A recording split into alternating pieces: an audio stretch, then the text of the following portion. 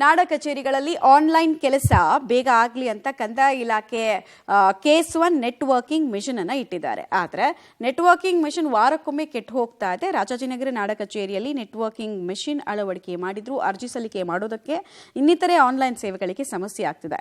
ಜಾತಿ ಪ್ರಮಾಣ ಪತ್ರ, ಆಧಾರ್ ಪ್ರಮಾಣ ಪತ್ರ ಪಡೆಯೋದಕ್ಕೆ ಬರೋರಿಗೆ ತೀರಾ ಸಮಸ್ಯೆ ಆಗಿದೆ. ಸರ್ವರ್ ಸಮಸ್ಯೆಯಿಂದ ಬೇಗ ಸಿಗ್ತಾ ಇಲ್ಲ. ಜಾತಿ ಪ್ರಮಾಣ ಪತ್ರ ಅಪ್ಲೈ ಮಾಡಿದ ಮೇಲೆ ಬರೋದಕ್ಕೆ 21 ದಿನ ಆಗ್ತಾ ಇದೆ. ಇದಕ್ಕೆ ಜನ ಆಕ್ರೋಶ ವ್ಯಕ್ತ ಆಗ್ತಾ ಇದೆ. ನಾಡ ಕಚೇರಿಗಳಲ್ಲಿ ಕೇಸ್ 1 ತಂತ್ರಾಂಶ ಸಮಸ್ಯೆಯಿಂದಾಗಿ ಜಾತಿ ದೃಢೀಕರಣ ಪತ್ರ ಸೇರಿದಂತೆ ಇನ್ನಿತರ ಸರ್ಟಿಫಿಕೇಟ್ಗಳನ್ನ ಪಡೆಯೋದಕ್ಕೆ ತಡ ಆಗ್ತಾ ಇದೆ. ಕಾರಣ ನೆಟ್ವರ್ಕ್ ಸಿಗದೇ ಇರುವಂಥದ್ದು, ಸರ್ವರ್ ಸಮಸ್ಯೆ ಆಗ್ತಾ ಇರುವಂಥದ್ದು.